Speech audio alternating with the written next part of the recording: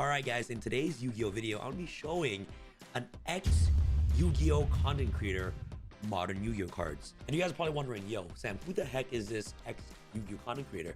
Well, it's basically Team Samurai X1. There was a team at one point, and then it just became me. You know what I'm saying? So obviously, the ex-content creator is my brother, Soom. This guy right here hasn't played Yu-Gi-Oh in over a decade. So I just want to see his reaction on his thoughts on brand new modern Yu-Gi-Oh cards. What happened was that Stratos got banned and this guy quit the game of Yu-Gi-Oh for good. And he hasn't played the game since then. So honestly, from his previous knowledge of Yu-Gi-Oh, and he was a good Yu-Gi-Oh player back in the day. I used to play him all the time. And the fact that he would somehow beat me, and I'll be very upset at it because he's my brother, was actually very annoying. He came back for a couple videos here and there, sporadically over the years, but he's never seen new Yu-Gi-Oh cards before. So very excited for this video, and it's time to bring Soom from Team Samurai X1 back to rate modern Yu-Gi-Oh cards. Let's call Soom. Let us begin.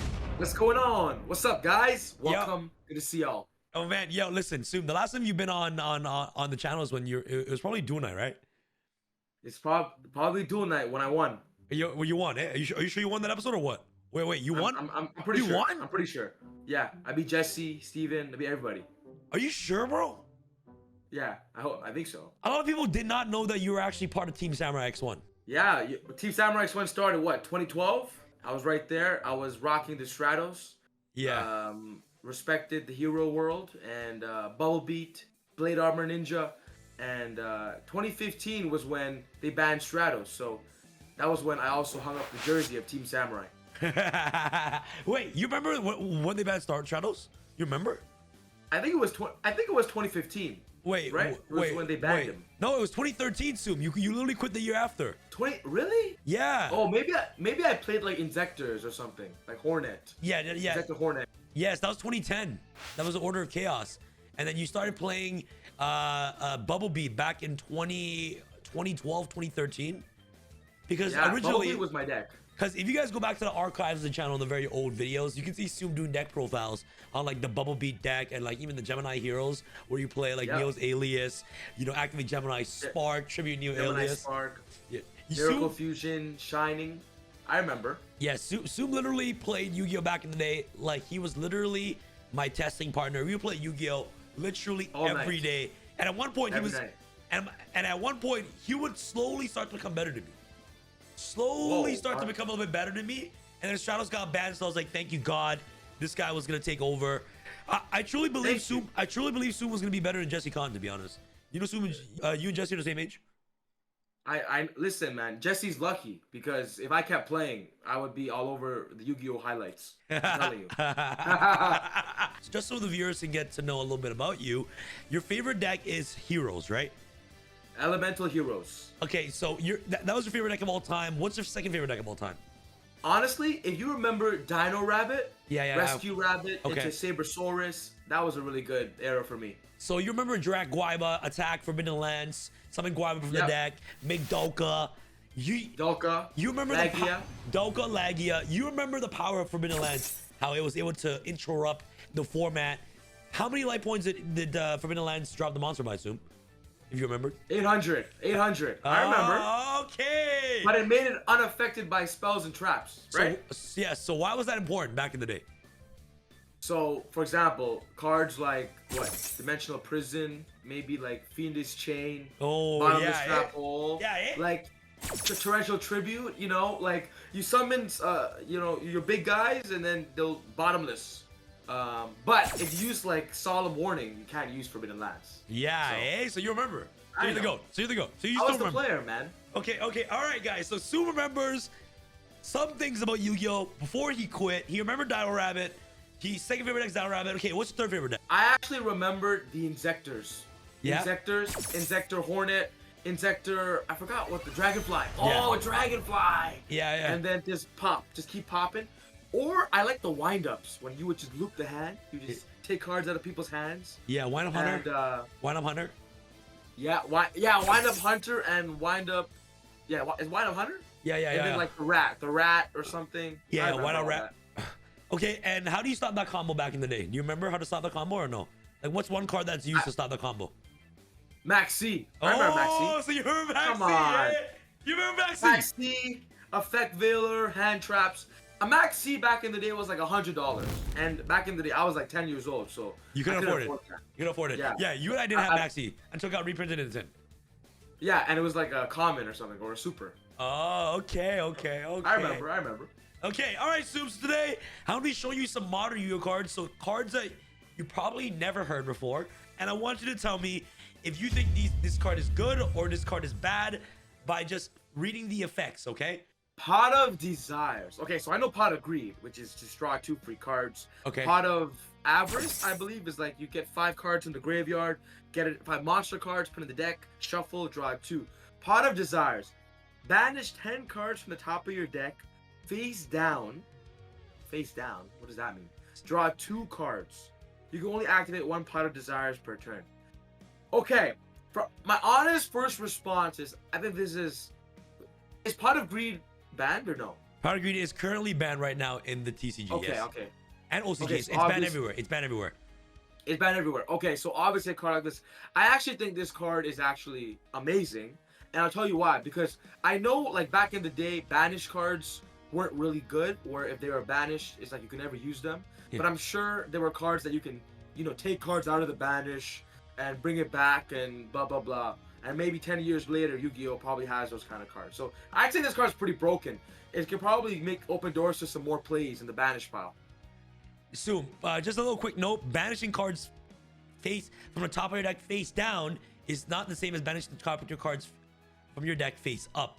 Face down cards mean you cannot use them ever.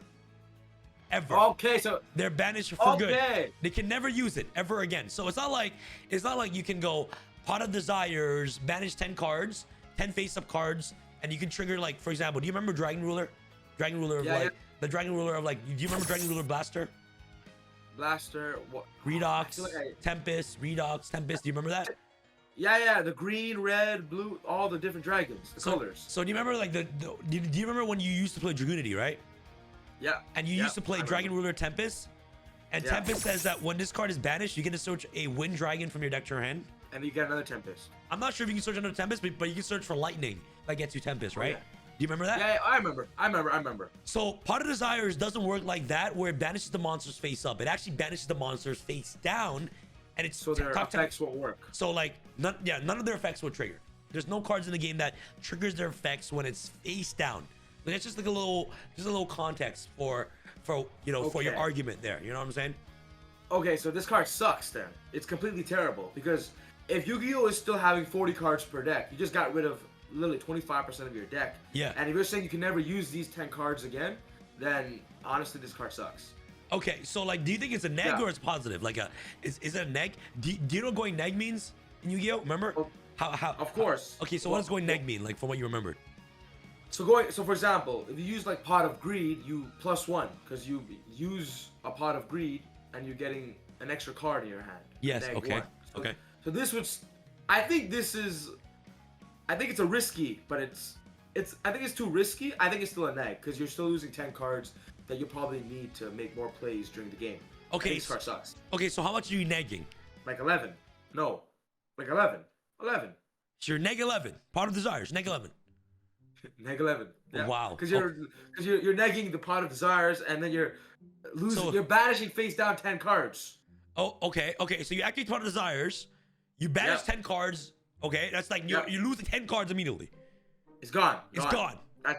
And then Pot of Desires, you lose 1. So you're negging 11. You're negging 11. No, facts. Okay. Neg 11. What's the artwork on Pot of Desires? It's Pot of Greed and I think it's Jar of Greed or Pot of Avarice. Yeah, it is Pot of Avarice. It's Pot of Avarice halved. Yeah.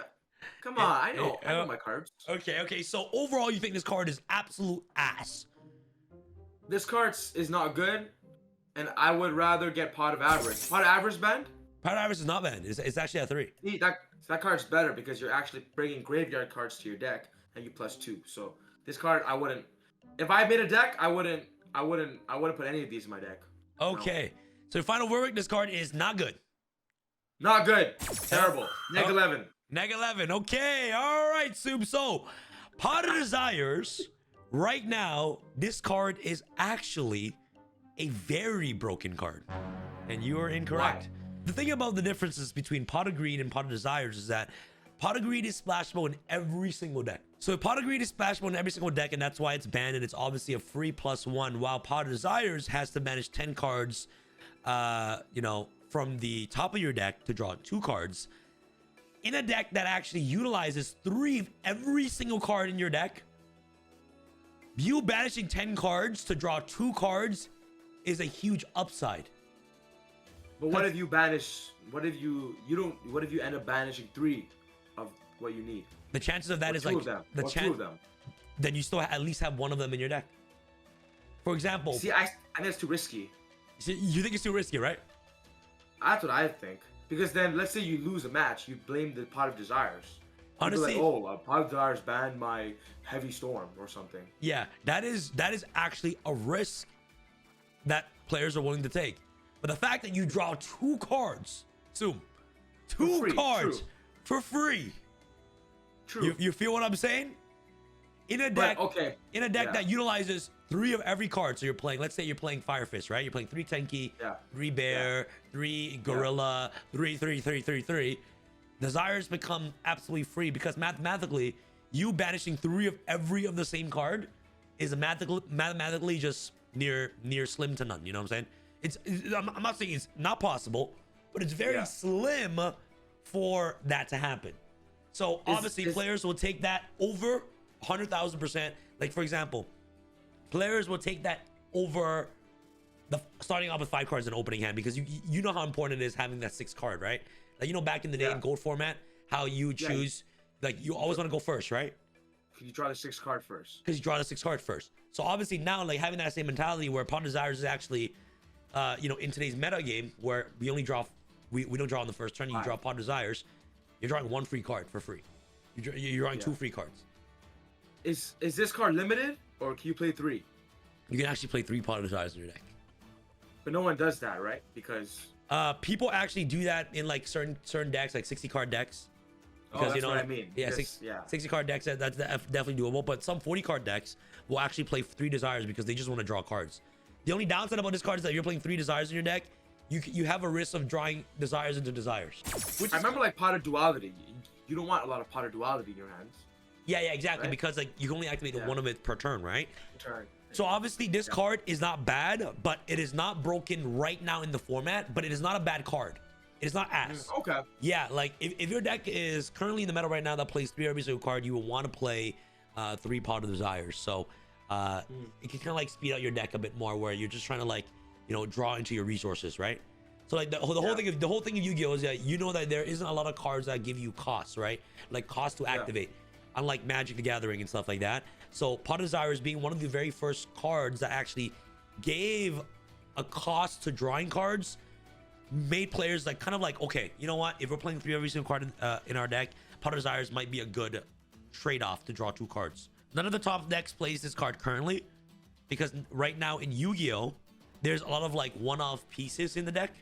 Like for example, if your deck has a lot of one-off pieces, right? Like you're playing a lot of one-ofs, right? Like for example, like if you're playing a Rescue Rabbit and Rescue Rabbit is at 1, you kind of don't want to activate Pot of Desires, right? Because you might have the risk of manage because you can lose it. So obviously this card is not kind of like, it's not broken in this format right now, but it's not completely bad. So it's kind of ass, but not ass, kind of format dependent. I'll give you that. Yeah. All right. Okay, Soom. So the next card. Okay, so that was Pot of Desires. Honestly, I like the fact that you said it's a neg 11. That's so funny. I'm serious. Forbidden Droplet, as he's a spell card, it's a quick play card. So I'll keep that in mind. Send any number of other cards from your hand and or field to the graveyard. Choose that many effect monsters your opponent controls. And until the end of this turn, their attack is halved. Also, their effects are negated. In response to the card's activation, your opponent can activate cards or the effects of the cards with the same original type as the card sent to the graveyard to activate this card. This act can only be activated one per. This card's broken. This card's actually so good. Actually, no, this card is good because basically, I'm assuming people would only discard 1 card to target 1 monster. So technically, you're only discarding 1 card. Yeah. And usually at the same time, you're trying to beat the one monster that you can't beat. Their effects are negated, their attack is half, and your opponent can't use anything. So let's say, for example, you discard a trap card. Right? Yeah. Okay. Let's say you discard a trap card, your opponent can't use the trap card against it. So I think this card's amazing. So why is setting a trap card very important? So it means your opponent cannot activate the trap card. Like one trap card. Because like... I said, in response to this card's activation, your opponent cannot activate cards or the effects of cards with the same original type as the card sent to the graveyard. So if I'm sending a trap card to the graveyard, then they can't use Solemn Judgment. They can't use what is it? Magic Jammer. Those cards. Oh, okay. That makes sense?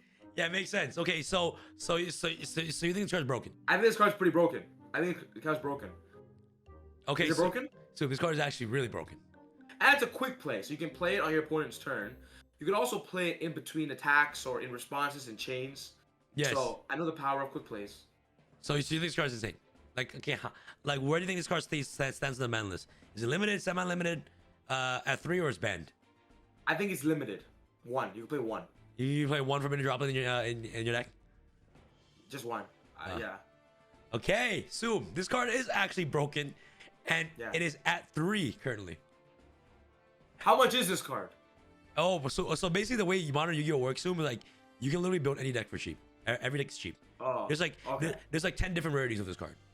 So it's like common. You get common. Yeah, no, I think the lowest rarity is super rare. One of the things that this card is really good against is actually going second into boards. So you know, like when your opponent makes like a board of negates, you know what I'm saying? Like they have multiple cards on the field that do something. Yeah.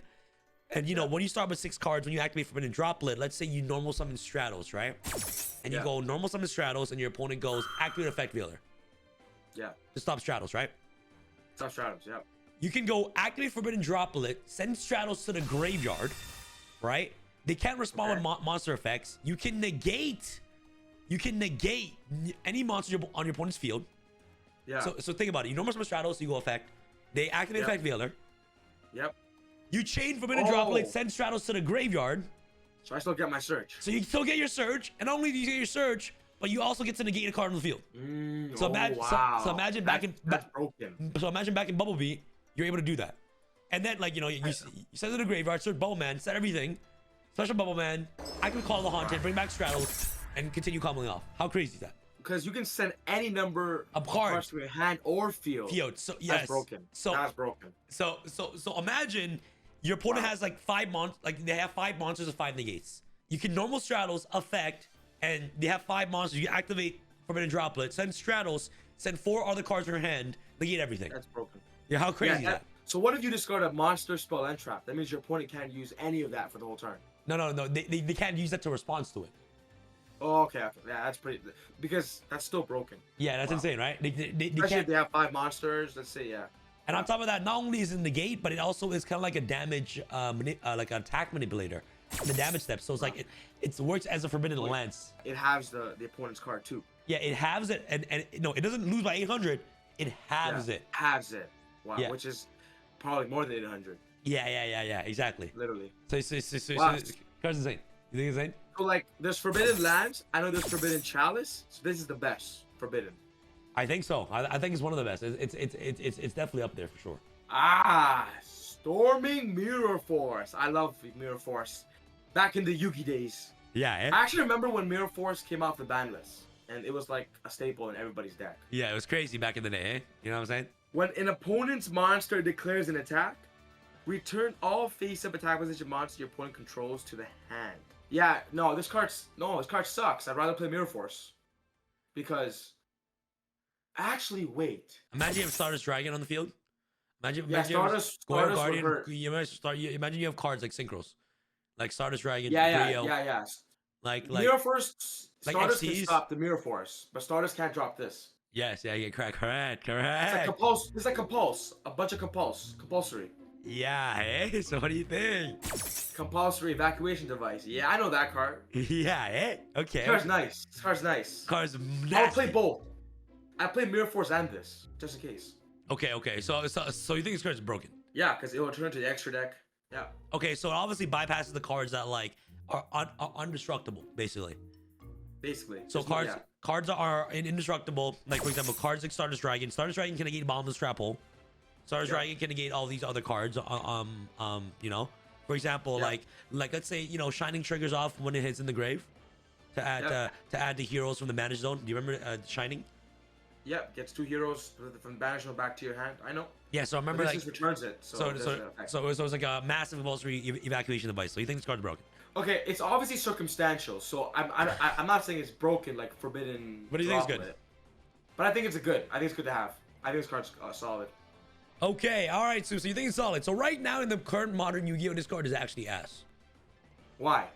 It's too slow. How? It's too slow right now. But isn't everybody making, like, what's those blue cards called? Links. Links or pendulums? Links are links and pendulum. Yeah. Okay. Oh, this card's too slow. It's too slow at the moment. People are more cautious of back row now, so they have cards like link cards that summon the monsters, destroy the back row before like going to the battle phase before they commit. So players now, especially in a Yu-Gi-Oh format where you actually make a bunch of negates, you put a lot of monsters. Like, do you remember Barkion? I know Barkion. You remember the Churibis, like, the trap negate, stuff like that. So people would be like making cards, link cards that says when this card is link summoned, destroy a back row, or when this card is link summoned, banish one card on the field. So basically, like the chances that this card is resolving in current modern Yu-Gi-Oh is very slim to none because people are going to be aware of the back row. You know what I'm saying? Like they're never gonna just blindly attack into your things without considering not dealing with your back row before. So it's better to just have like a compulsory. Yeah, it's better to have like something that's chainable, right? Exactly. That's chainable. Whereas Star Mirror Force is kind of like you need your opponent to attack. I get it. Yeah, right. So obviously on paper, like I remember the reason I'm showing you this is because I remember that, like you said, Mirror Force got unbanned and everybody played that in our decks. But now 20 years, like almost like 10 years later, kind of like everyone's doing it. Like these cards are like these type of cards are like not everyone is going to the battle phase. Is this a card like people would side deck? Like let's say they're battling in a deck that's like attacking aggressive or no, it's just not really common. For example, like I said, it's format independent. So back in 2017, if you guys go back to my True Draco deck profile when I topped with in Salt Lake City, I actually main deck Storm and Mirror Force actually. And it's one of my like my techs. It's like you can be creative with it. It was like my tech choice, and obviously it wasn't the greatest card, but like since nobody played around it and nobody would expect it, that's when this card would become good. Back in 2017 when I played it. Lightning Storm. It reminds me of Regeki or Lightning Vortex. Let's see. If you control no face-up card, activate one of these effects. Destroy all attack position monsters or controls. Destroy all spells trapped or controls. This card's broken. Wow. This card's awesome. Okay. Because you have options. You can choose whichever applies best for you. And imagine you go second. Okay. And you have this card. It's a Heavy Storm or a Regeki. So it's insane. It's insane. I played 3 of this. Yeah. Okay, so how many copies do you think is on the ban list? I'm gonna guess it's limited. It's limited? You're gonna guess it's limited? I'm gonna guess limited, yeah. Okay, so this card is actually broken. Okay? It's broken. It is. It's crazy, okay? It's like, crazy, yeah. Do you ever imagine to see Regeki and Heavy Storm in one card or no? Or no, Harpies for the Duster. It's not a Heavy Storm. It's a Harpies for the Duster. Like I remember when Heavy Storm came back, like Dark Hole and Heavy Storm are good, but like Regeki and what is it? Harpy's Feather Duster in one card is insane. No, it's too broken. Okay. All right, Zoom. Yes. Okay. You said it's broken. It is limited to 1. You said, and actually, this card is limited to 2. Okay, it's limited to 2, and the reason that you mentioned that why this card is broken is because going second, you have the option of saying, okay, you know what? Let me destroy your back row, or you know what? Let me destroy your front line. So the fact that you have options within one card is absolutely insane, like you mentioned. And this card is actually, just like fun fact, is actually used in people's side deck mainly, actually. Why? The reason why people don't main this is why. Think about why people would not main this. If you control no face-up cards, activate one of these effects. Destroy all attack position monster controls. Like maybe they're a defensive monster team. Why do you think it's bad to go first with this card? Because you're gonna have a face-up card. Exactly. exactly. Yeah, yeah. But you can still keep it. Like, you can keep it in your hand though until, let's say, you're in a bad position, and it can help you. But in modern Yu-Gi-Oh, if you're already in a bad position, you're already dead. I know. Is this like too? Is the game too fast now? Like, you win in one turn? Something like that. Like, yeah. I used to miss the old days. Normal summon, attack, Sakuretsu armor, monster reborn. Yeah. Now it's like 10 monsters. Like some kind of like XYZ to this, to detachment, link. I don't know. It's crazy. One time I was making a video with Sam and he's like, bro, he's just doing all this stuff. I'm like, what is it? What's going on? Like, yeah. this game, man. Like, I remember when Mermails came out and you summoned like 5 fishes out of nowhere. If you control no face-up cards is actually a big caveat. Is because going first, this card is essentially a dead card in your hand. Unless your deck is designed to just go strictly second, this card is good in the main deck. If your deck is strictly designed to go second. Yeah, so that's why you side. Yeah, that's why you sided, because if you know that you're going second, you can put this card in. You can bring it in. Ah, yeah, exactly. But it basically means you lost game 1. Yes, exactly. Exactly. No, it basically mean that you won game 1. Because people want to go first, right? People always want to go first, right? Yeah. Exactly. Yeah. Oh, true. Yeah. So that means going to game 2, they're like, okay, you know you're gonna go second. Let me start Lightning Storm in. Got it. Okay, right, you're right. So what are some of your thoughts on these cards so far? Like, what do you think of it so far? Cards are pretty insane or what? So I would rank Forbidden Droplet as broken. I would rank Lightning Storm as like a good card to have. Pot of Desire, I don't like it myself. I think it's a -11, but I don't understand maybe the Yu-Gi-Oh mindset as of today. I understand that. Okay. And the Mirror Force Compulse is not that good. So Forbidden Droplet though, I think I would play that as much as I can if I return to Yu-Gi-Oh. Mulcharmy Purulia. If you control no cards, so this is a quick effect, you can discard this card, apply these effects this turn. Each time your opponent normal summons or special summons a monster from your hand, you immediately draw 1 card. Whoa, that's a maxi! That's a maxi! Oh wait, but if you control no cards, this card's good on the second turn. Okay. Once during this end phase, if the number of cards in your hand is more than the number of cards your opponent controls, +6. I don't know what that means. You must randomly shuffle cards into your hand, into the deck, so the number in your hand equals the number your opponent controls my +6. Okay, I don't get the +6 part. What's the +6 part? So I'll be honest, the second effect would never apply. I'll be honest, Okay, I don't understand the second effect either. Okay, the first effect. Okay. Just... It's like a mini maxi on the second turn. Okay. Yeah.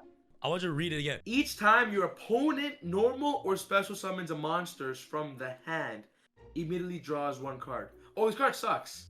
It's from the hand. It's only from the hand. It only draws from the hand. Oh, this card stinks. Yeah, no, never mind. Basically, you'll just draw 1 if they normal summon a monster. Simple. So it's Upstart Goblin. Yeah, it's Upstart Goblin. Guys, you know what's funny, man? Yu-Gi-Oh players will always be the same. You know what I'm saying? He literally skipped from the hand part. Yu-Gi-Oh players don't read, man. Yu-Gi-Oh players don't read, guys. Yo, doesn't matter. It was 2010 players or 2025 players, returning players. Nobody reads the full effects. He thought it was maxi. I honestly thought it was maxi. I did. So this card's I was like, normal summon. Is it maxi just special summon too? Maxi special summon is special summon, yeah, and from anywhere. Wow, so I thought this could have been better if normal summons too. You get a free normal summon draw. No, you do. No, Maxi's only special summon. Yeah, but his card is also a normal summon. I know. So if I didn't read the from your hand part, then this card would be broken. Yeah, it'd be more broken than Maxi, correct? Yeah, but it's not because you only have 5 cards in your hand. Let's say you're going second. So the person goes first. You use Purulia. You maybe just only drawing a +1 if they normal summon a monster, or they'll probably just set a card and you draw nothing. Yeah, exactly. This card, no, I wouldn't play this card. So where does it stand on the ban list? It's full, unlimited. Unlimited. Okay, cool. All right, so you are correct with that. It is unlimited. Yeah. But in modern Yu-Gi-Oh, this card is not ass. Right. It's decent at the moment, and it's actually really powerful in this format right now, where a lot of decks actually special summon monsters from the hand. Okay. So obviously it's format dependent for sure, but it is not completely ass. It's there because it kind of like forces your opponent to play around ways to not summon from the hand, and if they play around ways to not summon from the hand, they might get punished from using other hand traps that you might be maining in your deck. But the fact that, you know how scary Maxi it was, right, for when you played Yu-Gi-Oh? Yeah. So apply that same logic to a deck that actually special summons so many monsters from the hand. This card will actually force your opponent to stop in certain scenarios if a deck that just abuses summoning from the hand. So obviously this card isn't like busted, but going second, it's essentially just one free draw. I think Max C is probably banned because this is in the meta. Yeah, you're right. You're right. Why? Because, well, they wouldn't, Konami wouldn't make a card if Max C is basically like Max C. They just basically made a mini version of it. So far, guys, we showed him so many new cards. So, like, what are your thoughts on them? Like, they're crazy, no? Some of these cards? These are cards I've never seen before. So I'm actually, like, it's pretty cool that, you know, I'm sure there's so much cards that if I ever, you know, come back to the game full time, it's like, wow, I'm sure I have a lot to learn and catch up on. But so far, it's, you know, I do know simple, like, the meta, special summons, how to stop it. So some of these cards are a good way to counter a strong deck. All right, so I'm going to show you this new trap card. Evenly matched. Just from the artwork alone, I see 6 Samurai Shien. Yeah. 2 Samurai 1. That's Sam's original deck. What? Who else do you see on there? And then it's the second one is the Real something Shogun, right? Yes. And then the one on the right is Grandmaster. Yeah. Mushi? Inishi. Inishi, yeah. Inishi. Yeah. I'm just gonna guess. This looks kind of like Gozen match. Yeah. Or Rivalry of Warlords, but I'm gonna read it before I guess. At the end of the battle phase, if your opponent controls more cards than you do, you can make your opponent banish cards from their field face down. They can control the same number of cards as you do. If you control no cards, you can activate this card from your hand. If your opponent controls more cards than you do, you can make your opponent banish so they control the same. Okay, so you can make means they have to banish cards to equal yours, right? Yes, correct. Okay, and if you have no cards, you can activate this card from your hand. Isn't that broken? So, okay, because what I'm reading is if your opponent controls more cards than you do, you make your opponents banish all of them to control the same numbers you do. So, but basically, if you have no cards, you can activate it from your hand. Basically, what you're saying is you can just play this from your hand, and your opponent gets rid of every card on their field. Yeah. That's busted. What? This card's banned. This card is banned to the max. Is what I'm explaining the truth of what you could use it for? Because if it is, this card is busted. No, serious. I'm reading it. Your opponent doesn't banish every card they control because they have to banish the same amount of cards so they control as you. So you activate this card from your hand on resolution. How many cards will you have on the field? 1. Because of what? Because, okay, it's evenly matched on the field. Exactly. It's okay. So you're banishing everything except 1. So they have to control. So they can only control at the end of activation of evenly matched. They only control 1 card, which is still broken. What are some of the ways that you apply this card against a board? So like if you were to use this card today, like how would you use it? I would probably set it if I had like 1 monster on the field or something. So let's say I put like 1 monster and I set this card. Going and then first? Your opponent, yeah, I go first. I probably set this card and 1 monster in the field. And then basically my opponent just goes crazy and, you know, summons a bunch of monsters. Yeah. And then attacks my monster. Yeah. My monster's gone, and then I would use it to get rid of all their monsters, and they keep 1. Then it's my turn. No, but you're dead. No, I wouldn't be dead because I wouldn't be able to use this card if I'm not dead. No, but read it. What does the first sentence say? At the end of the battle phase, if your opponent more cards than At the end of the battle phase. At the end of the battle phase.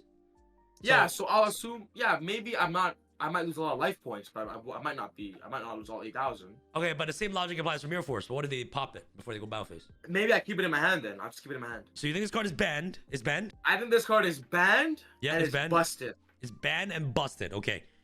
All right, yeah. So evenly matched. It is not banned. It is actually at 3. Yep. And the application of this card is used only to go second. Yeah, of course, which makes sense. Oh, why? Why second? Because why? So you start out with 6 cards, right? What do you do?